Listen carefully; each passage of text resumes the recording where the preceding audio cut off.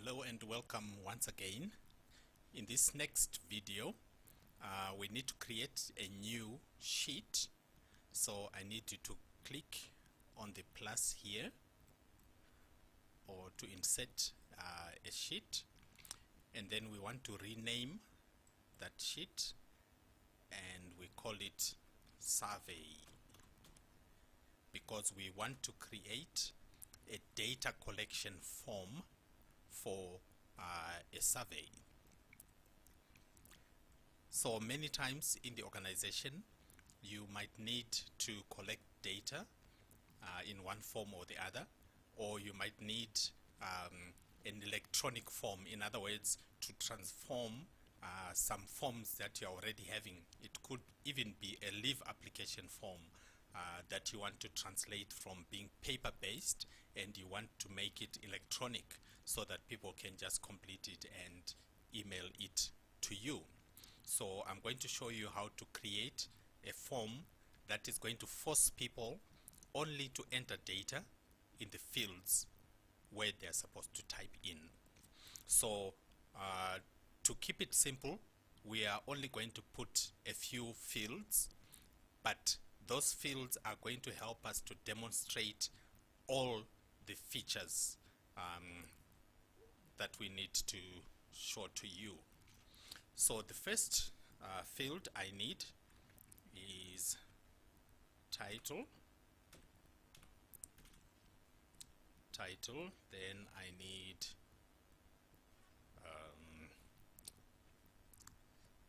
first name and last name. So when a person types in the title, it does not go here because this is the heading. So they will type in the title here. So meaning that the next heading we put must either be here or there. So I'm going to put next heading there, which is first name. Okay, so let me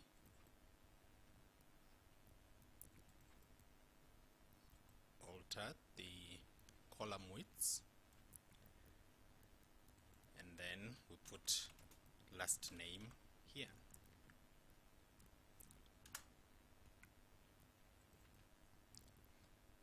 So the last name will come there. And then on the next line, I would like to put the job title, which will come here. So as you can see, I keep adjusting according to new requirements of new data that I'm putting in. And then we want to demonstrate the validation that we did in the previous sheets. We want to repeat it here as well. So I'm thinking of fields that can help us to do that. Okay, let's say highest qualification.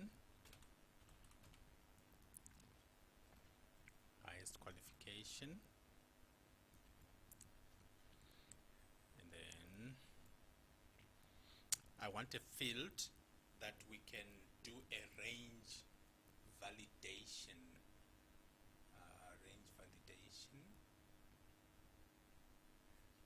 Okay, so I'll say year employed.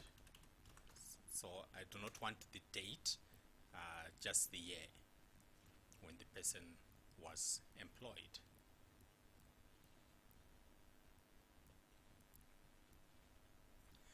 Okay, so these are the simple fields that we are going to put on our form.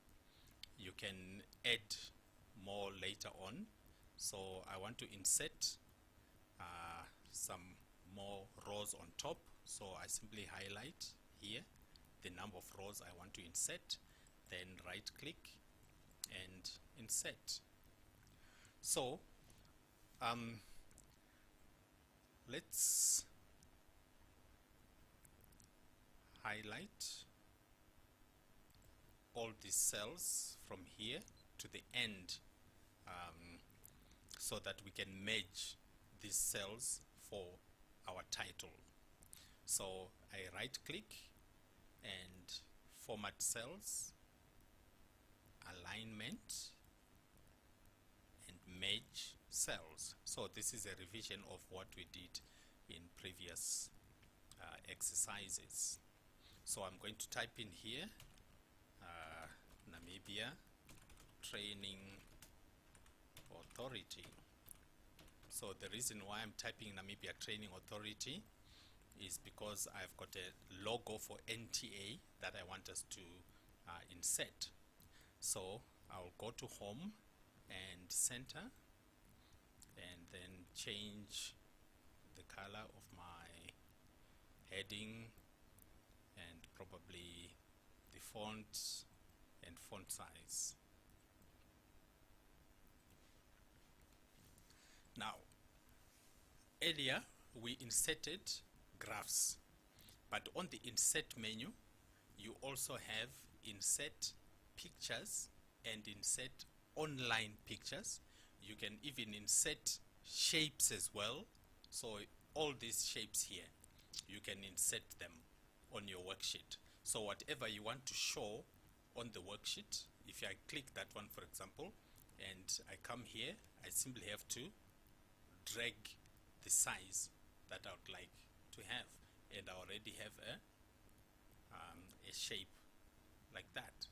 So I've inserted a shape, but I can say insert a picture, then it will ask me to go and look for the picture.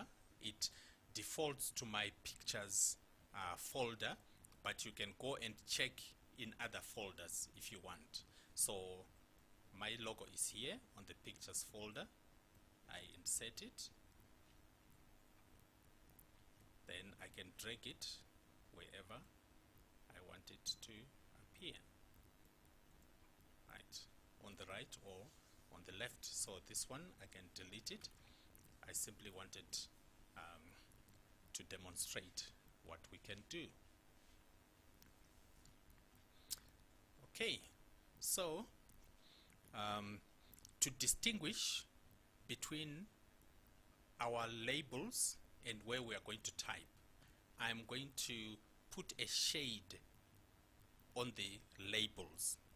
So if I highlight like that, it's going to shade everything, including where I want to type the data, which is not supposed to be shaded.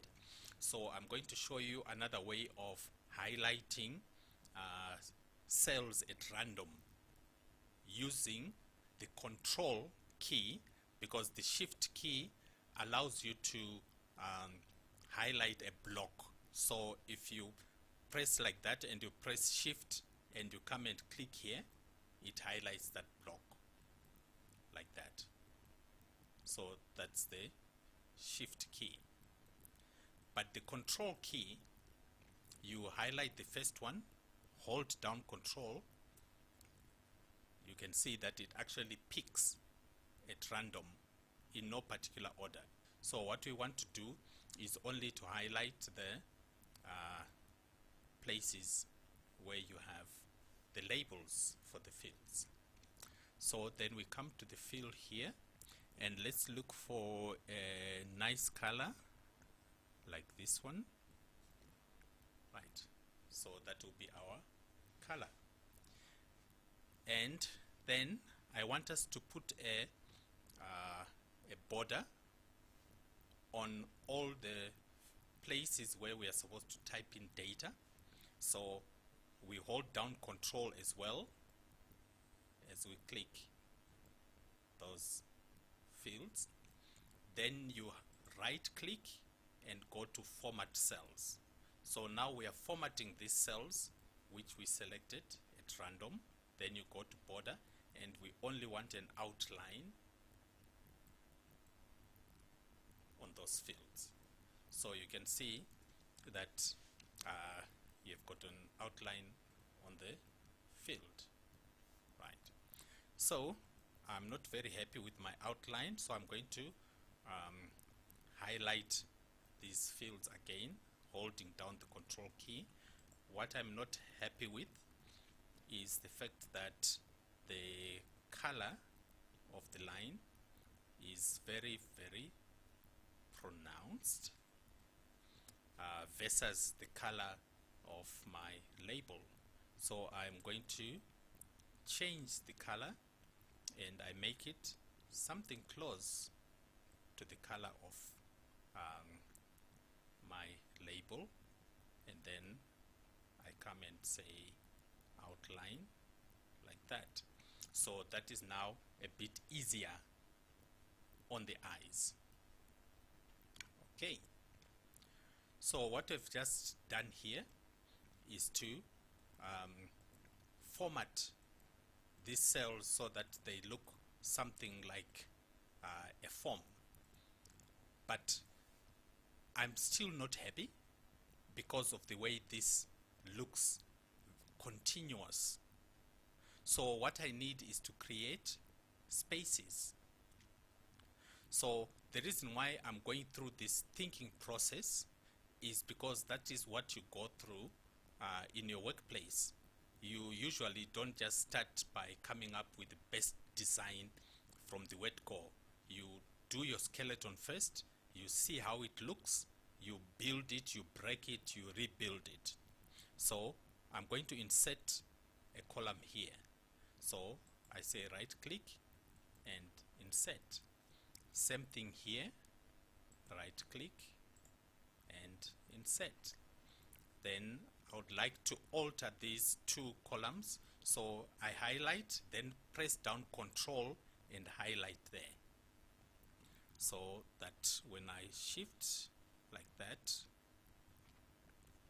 it resizes the two. So now it's looking a bit better, right? It looks a bit better. So the next thing that I would like to do is to put sort of a boundary around my form.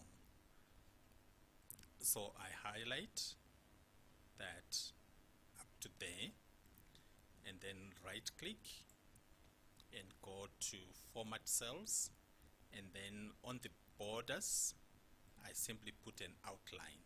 So that outline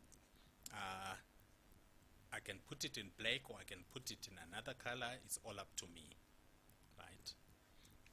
So this is how my form is looking like now.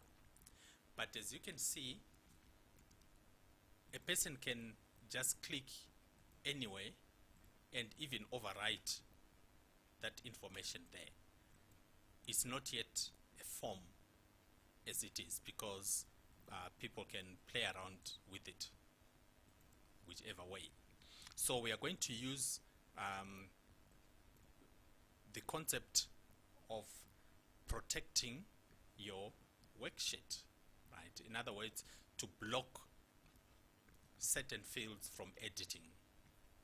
So what we need to do is to select those fields, the only ones where we want people to be able to type in. So I'm selecting while I'm pressing down the control key. Right, while I'm pressing down the control key, and then you right click and go to format cells. Then there is this page that says protection.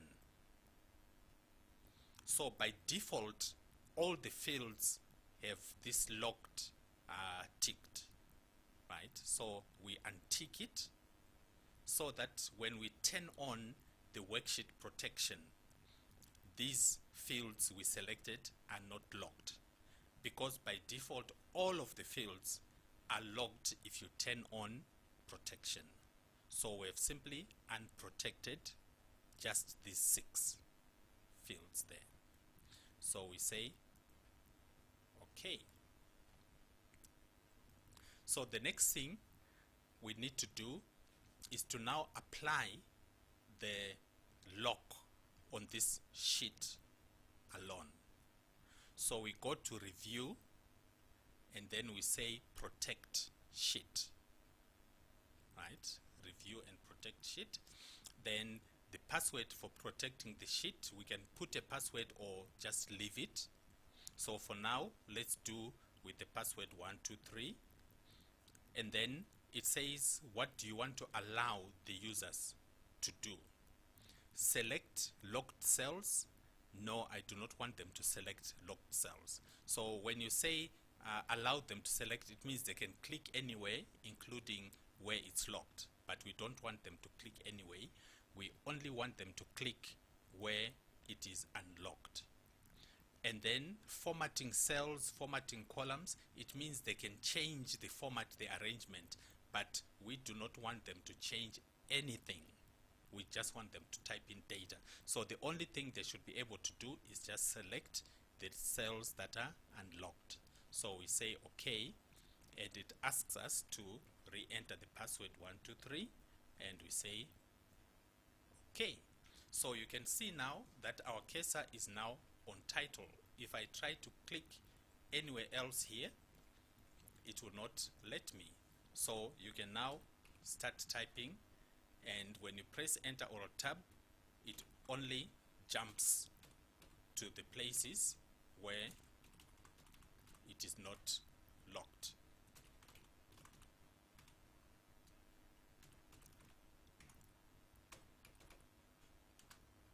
Right, so now you have a form that people can actually complete, and they cannot mess up with the structure of the form because it is logged. So in the next video, I'm going to show you now how to put validation on these fields so that people don't type in junk information. So I would like to encourage you to work on this structure so far before you go to the next video, so that when you do the next video, you already have this form exactly as it is. So you don't have to worry about the logo for that one, but if you go to the internet, you can actually look for NTA website, and you can simply copy the logo from there, because that is where I copied this logo from the website. So I'll see you in the next video.